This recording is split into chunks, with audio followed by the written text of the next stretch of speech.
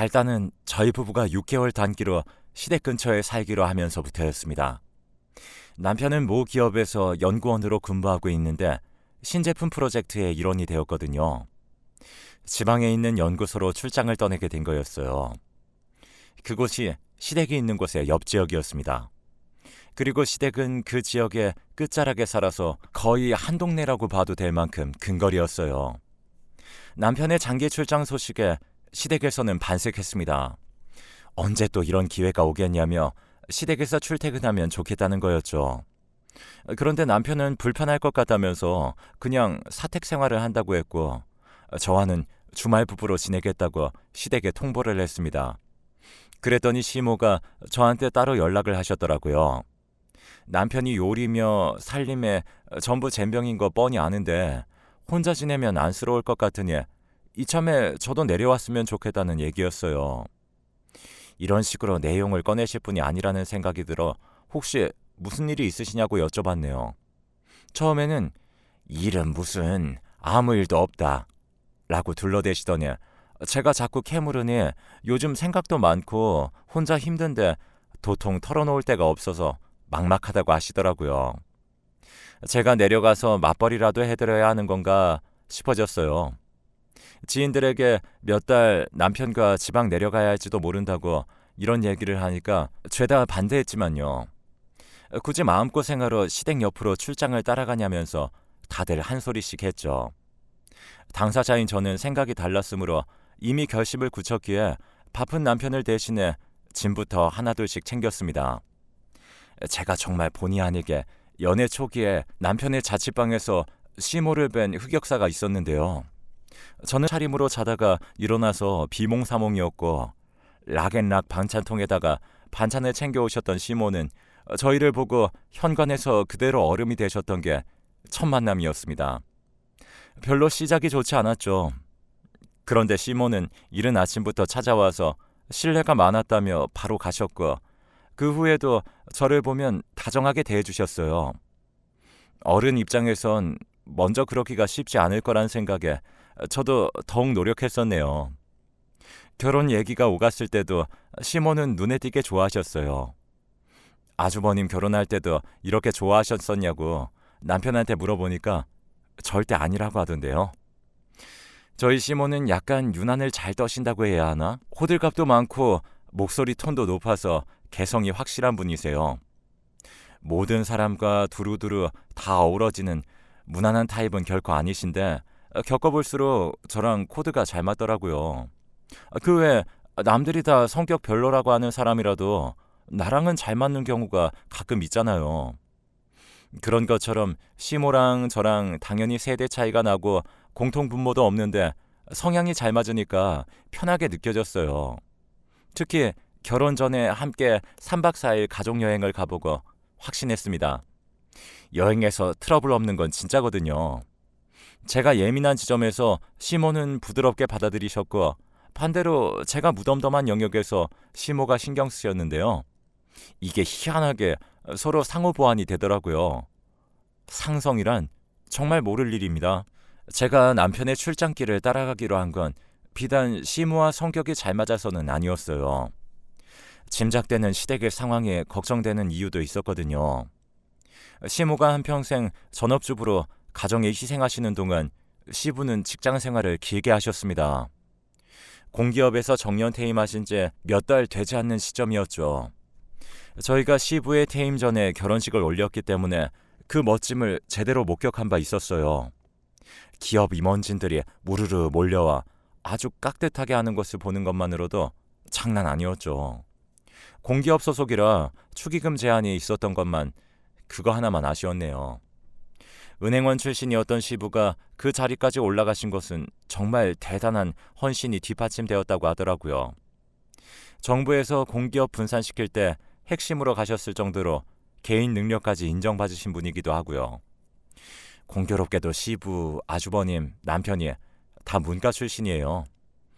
저는 대학 졸업하자마자 모 화장품 기업에서 재직했습니다. 초기에는 잘 다녔고 좋았는데 부서가 개편되고 나서 새로 만난 상사 때문에 스트레스를 오지게 받았죠. 집에서는 행복한 신혼생활 누리다가도 회사만 가면 분노에 찬 좀비로 살았었어요. 그때 주변에서는 저를 두고 갑론을박이 펼쳐졌습니다. 남편은 제가 일을 그만두고 공부를 더 해서 다른 계열에 도전하면 어떻겠냐고 말해줬어요. 저도 그런 쪽에 욕심이 있었기 때문에 흔들렸고요. 반대로 친정에서는 그런 대기업을 그만두는 게 제정신이냐면서 다들 직장 힘든 거 똑같으니까 너도 참고 다니라는 의견을 주었죠. 친구들은 거의 의견이 반반 수준이었어요. 그때 나서준 인물이 시모였습니다. 그곳이 아쉬울 만큼 제가 부족한 인물로는 보이지 않는다면서 나이는 상관없으니 언제든 준비되면 새로운 것에 도전하라고 해주셨어요. 아이는 서두를 필요 없이 저희 부부가 원할 때 가지면 된다면서 말이죠. 아주버님네가 머나먼 독일 타국에 나가 있는 마당인데 그럼에도 저희에게 2세 부담을 안 주시는 것이 너무 감사했어요. 저는 용기를 얻어 퇴사라는 결정을 내릴 수 있었죠. 스트레스로 몸에 영향이 안 간 곳이 없어서 한동안 한의원 VIP였고요. 새로운 공부를 시작해보려고 할 때 결정된 남편의 출장, 그리고 시모의 SOS 신호, 저는 제가 시댁에 보답할 차례라는 생각을 은연중에 가지고 남편과 동행했습니다. 슬쩍 미리 짐작해본 시댁의 문제는 아마도 시모의 지나친 애정이었어요. 시모는 항상 남편이 너무 잘나면 아내로서 늘 불안하다라고 하셨는데 처음에는 이걸 애정 표현으로만 받아들였지만 점차 진지하게 생각되더라고요.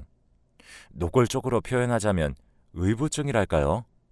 약간은 집착이 좀 보였거든요.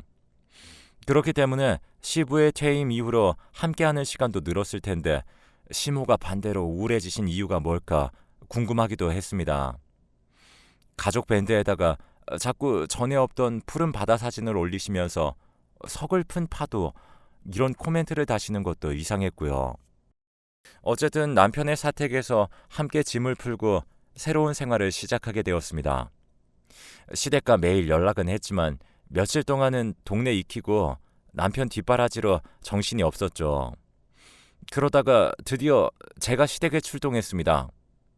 그런데 당연히 계실 줄 알았던 시부가 안 보이더라고요. 제가 아침에 연락까지 다 드리고 간 것이었는데 말이죠. 별 수 없이 일단은 둘이서만 점심을 먹었어요. 제가 불고기거리를 일부러다가 좋은 걸로 사갔는데 시모가 그걸 보고서도 별로 입맛이 없다고 하시는 거예요. 제가 그럼 김치랑 고추장 양념해서 국수나 삶는 건 어떠냐고 하니까 가만 들으시더니 매콤한 건 입으로 넘어갈 것 같다고 하시더니만 역시나 막상 차리니까 잘 드셨습니다. 온갖 주전부리부터 고급 음식까지 섭렵한 시모의 식성을 익히 아는데 왜 입맛 타령을 하셨던 걸까 싶었죠. 그때 입가심으로 과일을 먹다 말고 갑자기 시모가 손으로 가슴을 쿵쿵 치는 겁니다.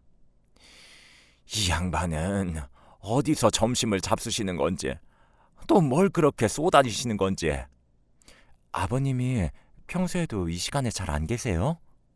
아니 왜요? 뭐 하시는 일 있으세요? 예, 말도 마.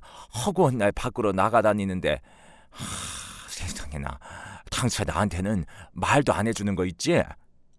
생각지도 못한 얘기에 저는 당황하고 말았습니다. 시부가 의문의 외출을 한 지는 벌써 꽤 되었다는 겁니다. 그리고 시모는 그 이유에 대해 전혀 들은 바가 없다고 했죠. 이게 좀 이상한 대목이었어요. 아마 모임에 가신 거겠죠. 아버님께서 워낙 인맥이 두터우시잖아요. 모임? 무슨 모임? 그걸 제가 어떻게 알아요? 이 봐라. 모임이었으면 내가 애저녁에 알았지. 골프 치러 다니는 거면 나도 좀 데려가 달라니까 아니라 그러지. 바람 쐬러 자꾸 나가는 거냐니까 그것도 아니라 그러지. 내가 이 양반 친구들 뭐 하나 일부러 찾아봤다니까. 아니 근데 글쎄 다들 온팡지게도 멀리 살더구만. 우리네만 여기 내려와 있는 거였어. 쉴 새 없이 말을 쏟아내시는데 그간 시모 혼자 소가리를 끙끙 해오신 모양이었습니다. 그리고 그새 혼자 내리신 결론은 시부에게 다른 여자가 있다는 것이었죠. 평생을 밖으로만 일 다니던 남편을 보필하느라 신경 썼는데 이제 좀 부부 생활 온전히 누려보려고 하니 바람이냐고 하면서 시모가 엄청 서러워하셨습니다. 저는 그 앞에서 어떤 위로나 조언을 해드려야 할지 몰라 좌불안석이었죠. 이 황당한 빅뉴스를 듣고 남편과도 당연히 상의에 들어갔습니다. 남편이 내놓은 생각은 저와 일치했어요. 시부가 앞만 봐도 그러실 분이 아니란 거죠. 조선시대에 태어나셨으면 분명 명망 높은 학자로 이름을 떨치실 분이었고, 일제강점기에 태어났으면 도시락 폭탄이다 뭐다 하며 온갖 고문에도 태극기 펄럭거리셨을 분입니다. 그만큼 심지가 고드시기에 조강지처를 두고 그것도 몰래 바람 피우는 건 상상이 어려웠죠. 부자 간의 사적인 대화를 어색해하는 남편을 어차피 내세우기는 어려우니 제가 나서야 하는 게 분명히 보였어요. 우선은 시모의 걱정이 더 심해지기 전에 잘 달래드리는 것으로 마음을 먹었습니다. 남편과 상의한 끝에 제가 내민 카드는 그러실 분이 아니다였어요. 시모가 무슨 말만 하면 저 카드를 꺼내서 시부의 쉴드를 쳐드린 겁니다. 그런데 이게 생각과는 다르게 흘러갔습니다. 역효과가 나서 시모는 본인의 의심에 자꾸만 더 확신을 가지시더라고요. 그럴 사람이 아니라고 주변 사람을 방심하게 만든 다음에 뒤에서 헛짓거리를 하는 게 시부의 전략이라고 하면서 말입니다. 그런 건 미처 생각하지 못했던 부분이었어요. 그래서 이번에는 제가 시모의 뜻대로 한번 맞춰드리기로 했습니다. 원하시는 게 있으면 저도 돕겠다고 했죠. 그랬더니 시모는 핸드폰 위치 추적이랑 차량 블랙박스 보는 법을 알고 싶다더군요. 제가 깜짝 놀라서 그런 건 어떻게 생각하시게 됐냐고 했더니 다 TV에서 봤다고 했습니다. 능력이 되면 미행까지 하고 싶다고 하시더군요. 이거 참 미디어가 별 사람 다 버려놓는다고 속으로 생각했지만 뭐 어쩌겠어요. 겉으로는 시모를 맞춰드리는 게 우선이었으니까요. 그리고 제가 며칠 동안 면밀하게 지켜본 결과 시모가 아니 땐 굴뚝을 보고 연기 난다고 하시는 건 아니었어요. 왜냐하면 시부가 자꾸 혼자 서재에 들어가 계시는 게 조금 이상해 보였거든요. 식사 시간 때도 아닌데 차 끌고 나가버리시는 것도 그렇고요. 아버님, 쉬시는 것도 몇 달 지나니까 지루하시죠? 혹시 적적하시진 않으세요? 아니다. 오히려 활력이 넘치는걸. 게다가 제 질문에 따라온 답변도 약간 애매했습니다. 그 연세에 갑자기 활력이 넘칠 일이 뭐가 있단 말인가요? 시모의 장단에 맞춰주는 것뿐이지 불륜의 견해에는 동의하지 않고 있던 저였지만 시부의 수상한 외출에 담긴 비밀은 알아내야 할 필요성을 느끼게 되었죠. 그 사이 시모는 더욱 심각해져서 국정원 꿈나무 마냥 미행 준비에 정보 수집에 열을 올리고 있었습니다. 옷에 카메라를 달고 녹음기를 붙이는 것들은 어떻게 구입하냐고 물어보셔서 제가 얼마나 시겁했는지요. 그런 건 어디서 알게 되셨냐고 하니까 또 TV에서 다 보셨다네요. 요즘 1일극과 주말극에서는 대체 무슨 내용을 내보내는 걸까요? 가만 생각해보니 미디어에서 자꾸 불륜이며 출생의 비밀을 다루다 보니까 시모가 이런 것에 너무 집착하게 된 것 아닌가 싶어요. 오랜 세월 드라마에 푹 빠져 지내신 분이었거든요. 그러다가 어느 날 시댁에 도착했는데 시부가 마침 나오고 계셨어요. 주차장 엘리베이터 앞에서 딱 마주친 거예요. 아버님, 지금 어디 가세요? 그리고 저도 모르게 큰 소리를 내고 말았습니다. 시부가 깜짝 놀라서 주춤하시는데 어찌나 민망하고 죄송하던지 머릿속에 온통 의부증과 불륜 의심이 가득한 상태였으니 또 외출하시는 시부를 보자 순간적으로 급발진하고 말았던 겁니다. 시부는 그냥 어디를 좀 간다면서 그 특유의 사람 좋은 미소를 지어주셨죠. 혹시 어머님은 지금 뭐하고 계세요? 글쎄다. 베란다에서 마늘인지 생강인지 펼쳐놓느라 부산스러운 것까지는 봤는데 나도 나올 채비를 하느라 바빴었네. 네, 다녀오세요. 꾸벅 인사를 하곤 시부를 보내드렸는데 문득 멋들어진 로퍼를 신으신 게 눈에 들어왔습니다. 그냥 민자 정장 구두가 아니라 세련된 로퍼요. 시부의 연세 정도 되는 경우에는 거의 서양에서나 많이들 신고 그러지 이렇듯 패셔너블하게 즐기기 어려운 신발이거든요. 센스 있는 점퍼 차림에 가죽 크로스백까지 그날따라 유달리 제 눈에는 멋부리시는 걸로 보였습니다. 저는 그대로 엘리베이터에 탔다가 문이 닫히기 전 다시 열었습니다. 그리고 시부가 막 운전석에 올라타신 차로 열심히 달려갔죠. 시동 걸리자마자 제가 차 앞에 서 있으니까 시부가 흠칫하시더라고요. 왜 자꾸 사람 놀래키냐면서 가슴을 쓸어내리시는데 제가 아랑곳하지 않고 조수석에 올라탔습니다. 아주 잠깐만 시간을 내어달라고 말씀드리니까 뭔가 심각한 용건이라도 생각하셨는지 시부도 알겠다면서 시동을 끄셨어요. 아버님, 지금 어디 가는 길이세요? 계속 어딜 다니시는 건지 궁금했어요. 별일 아니다. 그냥 개인적인 일이 있어서 여기저기 좀 다니고 있어.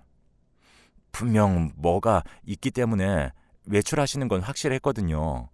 그런데 또 답을 피하시길래 어쩔 수 없다 싶어서 제가 시모와 나눈 카톡을 보여드렸습니다. 딱 한 부분만 봐도 바람이 난 게 틀림없다. 증거가 필요하다. 대략 이런 내용들인 걸 알 수 있었죠. 아니, 이게 죄다 무슨 얘기야? 내가 불륜을? 이런 말도 안 되는 추측이 나왔어? 시부가 많이 당황하셨는지 귀까지 불그스름해지시더라고요. 저와 남편은 불륜이라고 생각 안 하지만 어디로 자꾸 외출하시는지를 알아야 도와드릴 수 있다고 솔직하게 말씀드렸습니다. 그랬더니 시부가 짧게 한숨을 쉬더니 뒷좌석에 벗어둔 가죽 크로스백을 챙기시는 거예요. 저에게 그 안을 보여주셨는데 서류 파일들과 목캔디, USB들이 들어있었습니다. 그러면서 드디어 공개하신 내막은 바로 강연이었습니다. 시부는 그동안 강연을 다니셨던 것이었어요. 퇴임하고 얼마 지나지 않아 의뢰가 들어왔을 때 재능 기부 차원에서 한번 해보셨는데 그게 너무 재미있으셨다고 합니다. 그 후로 맛을 들리신 거죠. 코로나 사태 때문에 어린아이들 다니는 수업이 중단된 문화센터 같은 곳을 돌면서 경제 수업 강의를 주로 하셨다네요. 주식이나 양도세 같은 걸 궁금해하는 중년층들이 주로 들으러 온다고 했습니다. 근데 이게 별 주제가 아닌 것 같아도 한번 하려면 나도 만반의 준비를 갖춰야 하기 때문에 시간이 꽤나 들더구나. 앞으로 몇 주만 더 하고 끝나는 걸로 예정이 되어 있어서 딱히 얘기할 생각을 못했다. 게다가 네 시어머니가 이런 걸 도통 좋아하지 않는 눈치라서 그랬지. 설마 그런 오해를 부를 줄은 꿈에도 몰랐다. 엘리베이터 안에서 저도 곰곰이 짚어보니 시부가 함구한 데는 그럴 만한 이유가 있겠다 싶었습니다.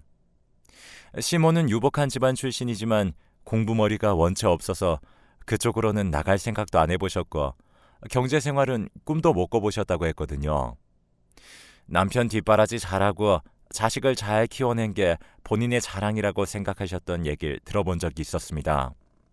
하지만 남편이고 애들이고 전부 다 자기 똑똑하다고 콧바람들 세게 불고 다녀서 혼자 속이 쓰릴 때가 많았다는 하소연이었죠.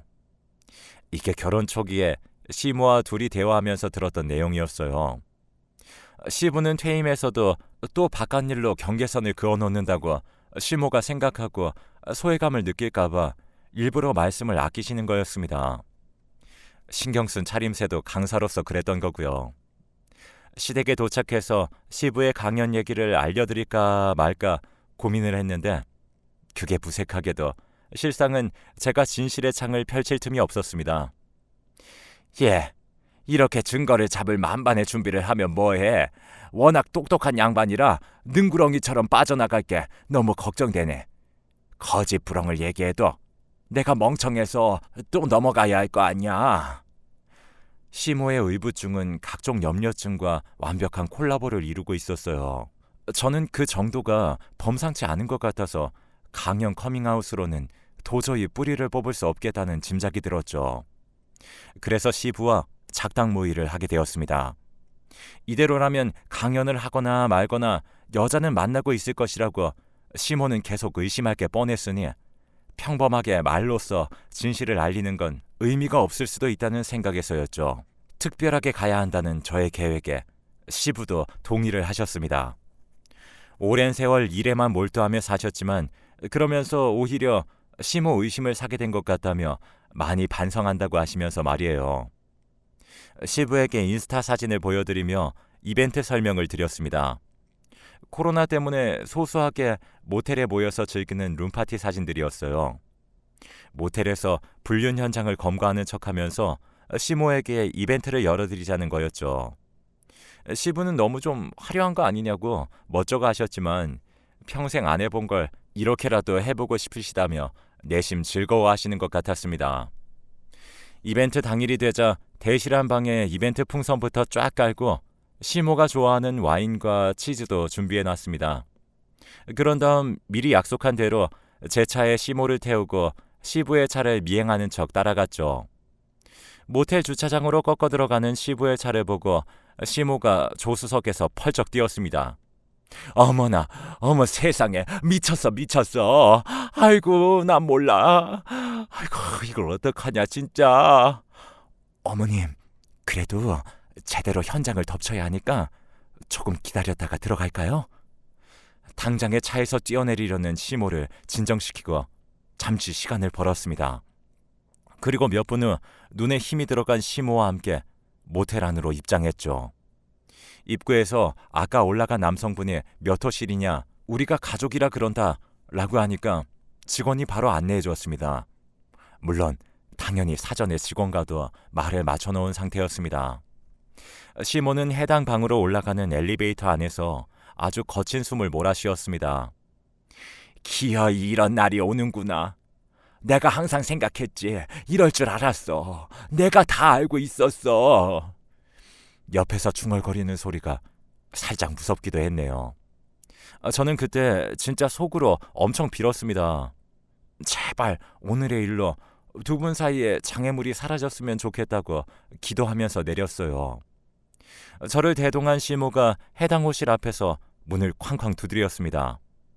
잠시 뒤에 문이 열렸는데 단박에 소리를 지르려던 시모가 입을 다물고 조용해지셨죠.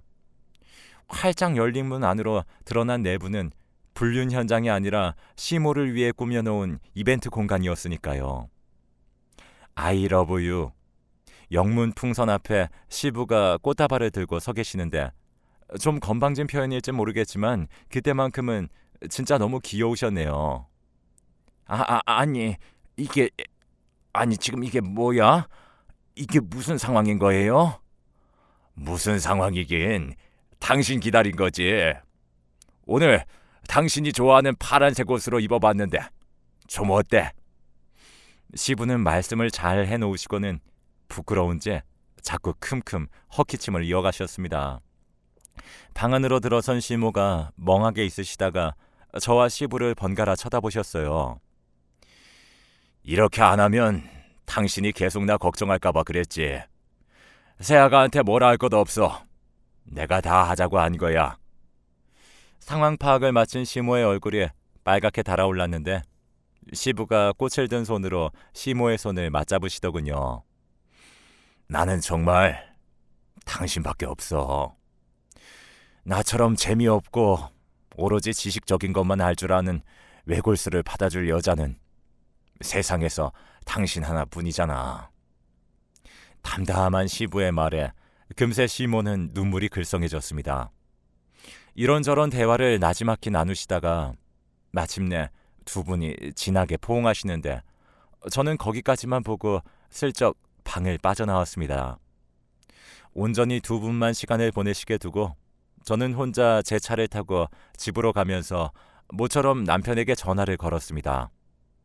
낮에 전화하는 경우는 거의 없는 정도가 아니라 아예 처음이었죠. 그런데 남편이 바로 받더라고요. 어떻게 바쁜 연구원께서 전화를 금방 받냐고 하니까 남편이 하는 말이 자기가 일하는 시간인 거 알면서도 전화할 정도면 급한 용건이라고 생각해서 받았다고 합니다. 그 말을 굉장히 다급하게 하는데 좀 웃기더라고요. 남편도 시부를 닮아 그런지 한 길만 파는 외골수 스타일이라는 생각에 문득 들었습니다. 그런데도 좋더라고요. 급한 용건은 없지만 저녁 메뉴는 갈비찜이라고 하니까 무조건 칼퇴한다면서 저에게 충성하겠다는 남편이 참 귀엽게 느껴졌습니다. 해피엔딩을 맞은 이벤트 이야기를 저녁 먹으면서 들려주었고 그날 밤에 남편이 웬일로 먼저 시부에게 전화를 걸기도 했습니다. 서로 사적인 대화 잘 못하는 부자지간이라 전화하면 어색하다고 잘 안 했거든요. 그래서 괜히 제가 다 뿌듯하더라고요. 그 후로 몇 달간 평탄하게 잘 지내며 그곳의 생활을 마무리했습니다. 시부는 모텔 이벤트 이후로 강연이 잡히면 시모의 도움을 받았다고 하네요. 제가 의아해서 대체 무슨 도움이냐고 물으니까 강의 컨셉에 맞는 오코디와 생강차가 담긴 텀블러 제공이라나 뭐라나 두 분만의 외출도 종종 하기로 약속하셨다고 했고요. 시부는 겉으로 감정적인 표현을 못하는 스타일이고 시모는 그걸 굉장히 바라는 스타일인데 앞으로 그런 부분들을 서로 감안해서 맞춰가자면서 깊은 대화를 나눴다고 해요. 시모도 이제는 의부증을 내다버리고 여생을 더 행복하게 보내는데 초점을 맞추겠다는 마음을 먹으셨죠. 다사다난한 6개월은 그렇게 알찬 결과물을 내었습니다. 그리고 이 이야기를 풀게 된 결정적인 계기랄까요? 저희 신혼집이 원래 시댁이었거든요. 시댁에서 원래 전세 놓았었던 집을 저희가 결혼하면서 들어와 살았던 건데 명의 이전 해주겠다는 소식을 듣게 되었습니다. 바로 얼마 전 시모와 통화하면서 들은 얘기예요. 심지어 남편 명의가 아니라 저랑 공동 명의로요. 완전 대박이죠. 시부는 자꾸 모텔 이벤트 할 때 자신이 꼭 영화 속의 멋진 주인공이 된 것 같았다면서 그때만 곱씹으면 너무 행복하다고 하시네요. 그러면서 자꾸 저한테 고맙다고 하세요. 저는 가족으로서 제 역할을 한 것밖에 없다고 생각해요. 너무 자랑하는 것 같아서 좀 그렇지만 저는 시댁복이 아주 많이 있는 것 같습니다.